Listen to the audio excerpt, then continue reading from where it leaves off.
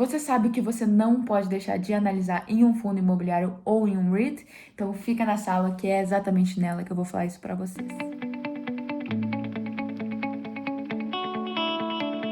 Então, pessoal, bem-vindos ao vídeo 6 da série de vídeos do Zero à Liberdade Financeira. Então, na última aula a gente falou aí, né, da importância da diversificação e como diversificar a carteira de vocês. E nessa aula a gente vai falar sobre os famosos fundos imobiliários, mas não só eles, sobre os REITs também.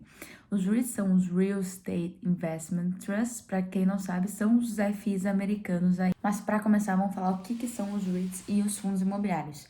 Então, basicamente, quando tu compra uma cotação de um REIT ou de um fundo imobiliário, tu está comprando aí um pedacinho de um imóvel que vai te pagar aluguel, né? Um imóvel que foi escolhido pelo gestor desse REIT ou desse fundo imobiliário. Então, tu tá basicamente fazendo aí com que os imóveis trabalhem por ti, né? Porque tá botando teu dinheiro ali e tá recebendo aluguel e tu não precisa nem ter o trabalho aí de escolher os imóveis que tu vai comprar, porque um gestor mais capacitado no assunto, né, de imóvel, a não ser que você saiba bastante de imóvel, né, um gestor capacitado nesse assunto vai fazer essa escolha por vocês. Além de que vocês têm a vantagem de poder investir em imóveis com uma menor quantidade aí de capital, né, gente? Mas não é só essa vantagem aí, né? Além de vocês terem uma gestão capacitada para o escolhimento de imóveis, né? Vocês não têm que se preocupar com questões burocráticas ali envolvidas na compra e venda de imóveis. Vocês recebem aluguéis isentos de imposto de renda, porque até hoje em dia os dividendos são isentos de imposto de renda aqui no Brasil. Vocês aí conseguem investir, como eu falei, com uma baixa quantidade de capital. Vocês, além disso, vocês conseguem investir em imóveis de alto padrão, além de diferentes tipos de imóveis, tanto shoppings quanto apartamentos, enfim, diferentes tipos. E vocês podem ter a valorização também dos imóveis, que se demonstraria aí na valorização da cotação. Então, gente, existem diversos benefícios envolvidos aí com a compra de fundos imobiliários, e quando a gente fala de REITs para investidores brasileiros, a gente também tem o benefício da renda em dólar, né? Vocês teriam os dividendos desses REITs, porém os dividendos nos REITs são sim taxados, incide aí o imposto de renda, né? Porque nos Estados Unidos todos os dividendos incidem o imposto de renda e já é retido na fonte. Então tem sim esse ponto negativo de REITs, porém vocês estariam recebendo uma renda em dólar, além de que os REITs, eles historicamente performaram aí no longo prazo melhor que o S&P 500, que é o índice das 500 maiores empresas americanas, então tiveram uma performance aí acima da média do mercado. E eles também têm uma baixa correlação com o mercado. Então, gente, lembrem que eu falei aula passada para vocês sobre a importância de buscar ativos com baixa correlação? Então, os REITs aí seria uma opção para vocês estudarem, né? Até porque eles não têm só essa baixa correlação com o mercado também, eles são em dólar, né? E como eu falei aula passada para vocês, o dólar tem uma correlação negativa com o Ibovespa. Mas agora vamos falar de pontos essenciais para vocês olharem tanto em REITs quanto em fundos imobiliários, para que vocês tenham uma base para escolher os fundos ou REITs que vocês querem investir. Então, pessoal, primeiro nós vamos falar de fundos imobiliários. A primeira coisa que vocês têm que olhar em fundos imobiliários é a taxa de vacância. Ou seja, o quanto daquela área bruta locável, que é toda a área disponível para ser alugada, está realmente sendo alugada. Então, vamos supor que a gente tenha aí uma área bruta locável de 1.000 metros quadrados e uma área vacante aí de 100 metros quadrados. Então, a gente teria uma taxa de vacância de 10%. Pessoal, por que é importante saber disso? Porque quanto menor a taxa de vacância, melhor. Porque quando a gente tem um espaço vacante muito grande, a gente não está recebendo aluguel desse espaço. Portanto, gente, a taxa de vacância acaba sendo aí um indicador mais importante, na minha visão, aí para os fundos imobiliários, porque quanto menor a taxa de vacância, mais gente pagando aluguel. Quanto mais gente pagando aluguel, mais dinheiro aí para os cotistas. Além de que uma taxa de vacância baixa também indica uma boa gestão aí do fundo imobiliário.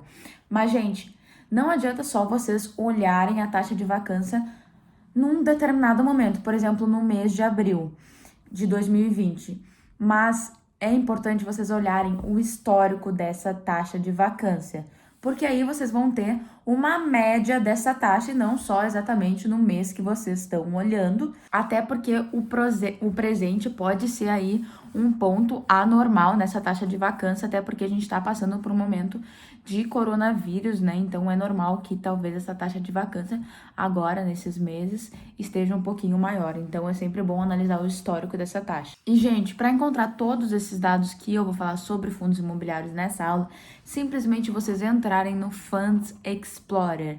Esse site é realmente muito bom de fundos imobiliários aqui no Brasil, né? E entrando aqui, vocês conseguem ver. Aqui eu peguei um exemplo do HGLG 11, que é um fundo imobiliário. Vocês conseguem ver a área bruta locável, descendo um pouquinho, né? Aí desce mais um pouco, vocês conseguem ver a vacância física. Quando a gente fala dessa vacância que eu falei para vocês, a gente está falando da vacância física, tá? Então, olhem aqui. Ela se manteve bem constante, na média aí de 6,8% no último ano. Mas agora a gente vai falar de outro indicador, que é o preço sobre valor patrimonial por ação. O que é o valor patrimonial para os fundos imobiliários, né? Nada mais é do que a avaliação do valor dos ativos que ele detém. Então, se por exemplo, ele detém 3 shoppings e os shoppings são avaliados em 3 milhões de reais, esse é o valor patrimonial do fundo. E o que é o por ação? A gente faz o valor patrimonial do fundo dividido pelo número de cotas emitidas. Então, a gente faz aí o preço sobre esse valor patrimonial por ação para ter o resultado deste indicador, que a gente também encontra no Funds Explorer. Mas por que esse indicador é tão importante, né, gente? Então, ele pode ser um indicador aí de valuation. Por quê? Seguinte, gente, se um ativo está sendo negociado aí na Bolsa de Valores, a cotação dele é 120, porém, os ativos desse fundo foram avaliados, o valor patrimonial dele por ação é de 150, pode indicar aí que o ativo está, sim, subvalorizado em relação à avaliação do valor dos seus ativos.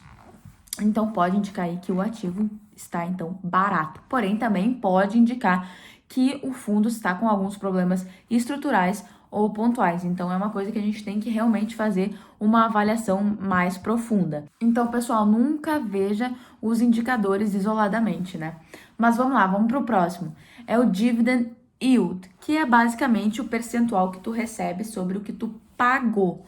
Então, vamos supor aí que vocês pagam R$100 para ser cotistas desse fundo e tem um dividend yield de 1%, ou seja, vocês vão receber R$1 de aluguel, né, deste fundo. E esse é um indicador que vocês têm que tomar bastante cuidado, porque tem muita gente que acaba investindo em certo fundo imobiliário só porque ele tem o maior dividend yield, mas não significa que ele tem, por exemplo, a melhor gestão ou terá a melhor performance. Então, é uma coisa que vocês têm que tomar muito cuidado, porque não adianta apenas olhar para o dividend yield isoladamente, como eu falei para vocês, não adianta olhar para os indicadores isoladamente. E também, gente, é interessante vocês olharem o histórico desse dividend yield, né? Como foi o dividend yield, por exemplo, no ano passado, se ele se manteve constante, se ele baixou num certo ano e depois cresceu de novo, enfim, ver se é realmente um dividend yield estável, né? Porque vocês estão confiando aí no que vocês estão investindo e é muito importante olhar o dividend yield para saber quanto que vocês estão ganhando de rendimento sobre o que vocês pagaram. Mas agora vamos para outro indicador que é muito importante, que é a questão da carteira de imóveis desse fundo, né? Se é uma carteira diversificada ou não. Por quê? Porque carteiras muito concentradas pode ter aí um maior risco de inadimplência. Outro ponto que vocês têm que ver é a localização dos ativos desse fundo, né, gente? Vocês querem ter aí ativos que estejam bem localizados e que também estejam sendo bem cuidados, né? Ninguém vai querer investir num fundo que tem ativos super mal localizados e os ativos também não são nada cuidados. Então, cuidem bastante com este ponto. Mas, gente, vamos lá, vamos para outro ponto que vocês têm que prestar atenção, que é a questão da rentabilidade deste fundo comparado aí com o Selic, o CDI. Por quê? Porque como vocês estão investindo em ativos de renda variável, vocês têm que naturalmente exigir uma maior rentabilidade, porque vocês estão assumindo um maior risco. Não seria racional vocês investirem em ativos de renda variável, ou seja, um ativo mais arriscado, pela rentabilidade aí igual da renda fixa, onde vocês não têm risco nenhum. Então, comparem aí a performance do fundo imobiliário com a performance aí do CDI, né? Mas, gente, outro ponto que a gente tem que analisar é a questão da liquidez. Ou seja, a facilidade que a gente tem de vender ou comprar cotas deste fundo, né? E como a gente analisa isso, a gente tem que olhar o volume de negociações. Se tem um volume alto, este fundo tem alta liquidez. Se tem um volume baixo, esse fundo tem baixa liquidez. Mas, gente, basicamente, fundos bem administrados e bem localizados irão se valorizar aí ao longo do tempo, além de providenciar para vocês os rendimentos tão sonhados, né? Rendimentos mensais. Então, gente, fundos imobiliários sim têm diversas vantagens, principalmente para aqueles que sempre sonharam em investir em imóveis ou sempre falaram que os imóveis são os melhores investimentos do mundo. Tem uma oportunidade aí de investir sem aquela toda burocracia de comprar e vender um imóvel, enfim, com todas aquelas vantagens que eu falei no início do vídeo para vocês. Mas vamos lá, vamos falar de REITs agora. Qual é a diferença dos REITs para os fundos imobiliários? Basicamente, os REITs, eles funcionam realmente como empresa, né? Vocês têm aí os acionistas que vão eleger, por exemplo, o board, e o board vai eleger aí o CEO, enfim. Nos fundos imobiliários é diferente. Você apenas tem o gestor, né? E o gestor pode trocar de gestor, enfim, mas você só tem o gestor. Ele funciona realmente como um fundo e não como uma empresa. Até porque os REITs, eles operam mais alavancados, né, pessoal? Porque, por exemplo, lá nos Estados Unidos, os juros são bem menores. Então, se eles conseguem aí um retorno de 5% do aluguel e conseguem contrair uma dívida com os juros a 3%, acaba sendo um bom negócio. Outra coisa é que os REITs geralmente operam com 50% do capital de terceiros, ou seja, com 50% aí de dívidas e 50% do patrimônio líquido mesmo. Mas vamos lá, então, vamos para os pontos que eu acho interessante vocês analisarem em um REIT. O primeiro deles é o occupancy rate, como se fosse a taxa de vacância, porém é ao contrário, né? Vamos supor aí que a gente tem 95% de occupancy rate, nossa, seria 5% de taxa de vacância. Então vamos lá, vamos para o site que eu gosto de analisar os REITs, né, que eu gosto de utilizar para trazer uns indicadores aí para usar como base na minha análise. E o nome dele é REIT Notes. Eu peguei como exemplo esse REIT, Realty Income, que é um REIT bem grande lá dos Estados Unidos, que vem crescendo seus dividendos constantemente por mais de 50 anos aí. Enfim, se a gente desce um pouquinho, a gente consegue ver o occupancy rate desse REIT. Neste caso, a gente tem um occupancy rate que se manteve 99% desde 2016, né? Que os dados aqui nessa plataforma só vai até 2016. Então, realmente é uma taxa de ocupação aí bem boa, porque ele teve praticamente nenhuma vacância nos últimos 5 anos. E isso porque esta data só vai até 2016. Depois a gente pode ir para outra plataforma e confirmar aí se realmente foi ao longo de toda a existência desse REIT ou se foi só nesses últimos 5 anos aí. Outro ponto que é muito interessante olhar nos REITs, que é o Funds from Operation. Por quê? Porque o lucro líquido ele é reduzido de despesas com depreciação, né? E quando a gente está falando de imóveis, a gente tem que levar em conta a depreciação. Então, a gente utiliza aí o Funds from Operations como se fosse o lucro líquido. O que é Funds from Operation em português? É fluxo de caixa proveniente das operações. E o que a gente pode nos levar a usar, né, como indicador aí de valuation seria o preço sobre FFO, que seria o preço sobre Funds from Operations. Porém, é claro que a gente tem que fazer uma análise mais profunda para realmente encontrar o valor intrínseco deste REIT. Mas basicamente, então, é muito importante que a gente analise se a empresa veio crescendo, né, seu fluxo de caixa proveniente de operações ao longo dos anos. Porque é como se a gente estivesse analisando se a empresa veio crescendo seu lucro líquido ao longo dos anos. Outra coisa, gente, a gente consegue ver aqui nessa plataforma, né, o Price to FFO. Como a gente consegue ver, ele teve uma queda aqui bem grande em 2020, mas foi devido aí ao coronavírus. Mas ele teve uma crescente aí nos outros anos. Além disso, logo ali em cima do Price to FFO. Nessa plataforma a gente consegue ver o FFO Payout. O que é o FFO Payout? É a porcentagem do fluxo de caixa proveniente de operações que está sendo distribuída em forma de dividendos. Porque quando a gente está olhando em ações, gente, a gente olha ali o dividend payout, que é o quanto do lucro líquido da empresa ela está distribuindo em forma de dividendos. Neste caso, a gente está usando aí, né, o FFO, que seria o nosso lucro líquido para os REITs. Então, gente, a gente consegue ver aqui que o FFO payout se manteve constante aí em torno dos 80%, e é muito importante que a gente veja isto, porque, gente, se eles tiverem um FFO payout acima aí de 90%, pode ser que este não seja um dividendo seguro, né? Pode ser que ele não consiga segurar este payout por muito tempo. Por quê? Porque ele está distribuindo grande parte do seu lucro líquido, na verdade, do seu fluxo de caixa proveniente de operações em forma de dividendos, e isso acaba sendo não saudável. Então é bem importante que a gente cuide que não esteja um FFO payout muito alto aí, que se mantenha abaixo aí de 90%. Outro ponto para a gente analisar é a ocupação e diversificação. Como a gente consegue ver nesta plataforma aqui, nesta linda plataforma REIT Notes, a gente consegue ver que ele tem este REITnet 6.525 propriedades em 49 estados diferentes, em 2 diferentes países e 4 tipos de propriedade. Então a gente consegue ver que realmente é um REIT bem diversificado.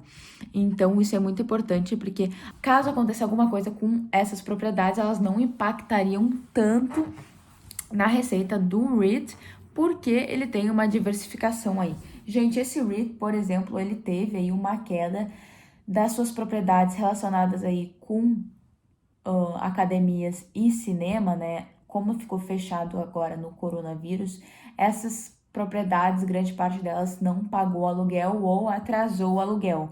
Mas como esse REIT é bem diversificado, isso não impactou muito na receita dele. É exatamente isso que eu tô tentando mostrar para vocês com a questão da diversificação. Mas agora indo pro ponto final que vocês têm que analisar num REIT é o credit rating, o qual é definido através da análise da saúde financeira da empresa e do risco dos rendimentos dos aluguéis que ela possui, né? Por exemplo, o risco de inadimplência aí. E, gente, por que é muito importante ver o credit rating de um REIT? Porque REITs com um bom rating terão uma facilidade de conseguir empréstimos mais baratos, ou seja, juros menores. E conseguindo juros menores, ele consegue aí uma maior rentabilidade nos seus investimentos. Então, é essencial que vocês olhem o rating, até porque ele é um rating dado através da análise da saúde financeira da empresa. Então, REITs que operam aí mais alavancados, que são mais arriscados, eles vão ter um rating menor que os REITs aí que são mais saudáveis, além de que os REITs com maior risco de inadimplência terão um rating pior do que os REITs com um menor risco de inadimplência. Então é essencial que vocês analisem esse rating. Vocês encontram esse rating aí no próprio site da empresa. Eu vim aqui no site da empresa que eu mostrei para vocês anteriormente e é só vir aqui, ó, em Investors Relations. Aí aqui tu pode ir em Investors Presentation, porque vai aparecer de uma forma bonitinha isto para vocês. Vocês vão na última apresentação, que seria a de resultados do primeiro quarto de 2020. E é só abrir este PowerPoint que vocês conseguem ver todas as informações da empresa do primeiro quarto, né, de 2020, os resultados que ela teve. E se vocês enxergarem aqui, vocês conseguem ver, ó, A3, A-, BB-, Corporate Debt Ratings from Moody's and Standard & Poor's, ou seja, o rating do Moody's é A3, o ratings do Standard & Poor's é A-, e essas são as mais famosas, tá? A Fitch aí já não é tão famosa, mas seria um rating de BB+. Então, gente, para mostrar aqui para vocês só a escala de rating, né, para vocês entenderem, eu vou botar aqui um quadrinho para vocês verem a escala, para vocês verem qual que é o melhor rating e qual que é o pior, né? Outra coisa, vocês conseguem ver aqui nesta demonstração de resultado diversas informações, principalmente os top 20 tenants, né, que são os inquilinos. E aqui a gente consegue ver que, por exemplo, para esse REIT, os top 20 aí inquilinos são redes muito grandes aqui nos Estados Unidos. O Walgreens é uma farmácia, para quem já veio aqui já deve ter visto, é uma farmácia realmente, uma rede de farmácias muito grande. O 7-Eleven é uma rede de postos aí de gasolina muito grande, FedEx, Dollar Tree, LA Fitness, como falei para vocês, as academias aí, MC Theaters, são redes bem grandes também. Walmart, todo mundo deve conhecer o Walmart. Enfim, no site da empresa vocês vão encontrar aí diversas informações que serão muito relevantes, até porque, gente, a escolha de um REIT ou de um fundo imobiliário exige aí uma análise mais profunda, não é uma coisa tão simples assim, mas eu espero que eu tenha dado uma base para a análise de vocês e não se esqueçam de se inscrever aqui no canal de Tiuli, deixar um comentário, curtir esse vídeo e me seguir aqui no Instagram. Tô muito feliz de estar fazendo essa série, eu sempre falo isso, mas eu não me canso de falar e eu espero ter agregado valor, agregado conteúdo aí de qualidade para vocês.